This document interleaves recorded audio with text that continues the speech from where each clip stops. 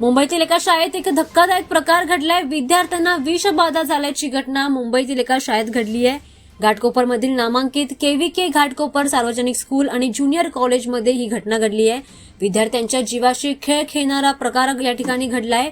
येथील कॅन्टीनमधील वडापाव आणि समोसे खाल्ल्यानंतर विद्यार्थ्यांना विषबाधा झाली आहे।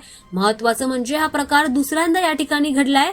घाटकोपरच्या केव्हीके शाळेमध्ये हा प्रकार घडलाय। शाळेतील 15 ते 20 विद्यार्थ्यांना विषबाधा झाली आहे। या विद्यार्थ्यांनी कॅन्टीनमधील वडे समोसे खाल्ले होते, त्यानंतर त्यांना पोटदुखीचा त्रास होऊ लागला। केव्हीके शाळेत हा प्रकार दुसऱ्यांदा घडलाय। शाळेतील 15 ते 20 विद्यार्थ्यांनी वडापाव खाल्ला आणि त्यानंतर त्यांना पोटदुखीचा त्रास होऊ लागला।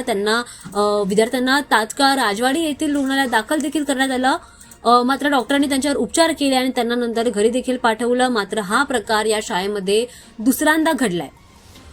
त्यानंतर आता या प्रकाराची माहिती मिळताच पोलिसांनी शाळेमध्ये जाऊन कॅन्टीनची तपासणी देखील केली। त्यातील वडे समोसे तळलेल्या तेलात कापूर आढळून आलाय, हे पोलिसांनी सांगितलंय। त्यानंतर पोलिसांनी कॅन्टीन बंद करत कॅन्टीन चालकाला चौकशीसाठी ताब्यात देखील घेतलंय।